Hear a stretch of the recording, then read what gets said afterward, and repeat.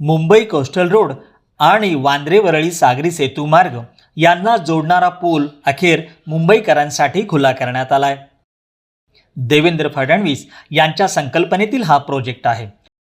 Mumbai coastal रोडवरून उत्तरेला जाणारे आता वांद्रे वरळी सागरी सेतूने थेट प्रवास करू शकणार आहेत।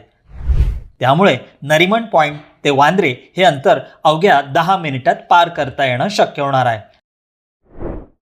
त्यामुळे मुंबईकर वाहन चालकांच्या वेळेत आणि इंधनात मोठी बचत होणार आहे। कारण कोस्टल रोडच्या संदर्भात 25 वर्ष केवळ चर्चा व्हायची। या कामाची मध्यंतरी काय परिस्थिती होती आपण सगळ्यांनी बघितली, पण पुन्हा नव्याने सरकार आल्यानंतर ज्या वेगानं हे काम आम्ही पूर्ण केलेलं आहे हे आपल्या सगळ्यांच्या नजरेसमोर आहे।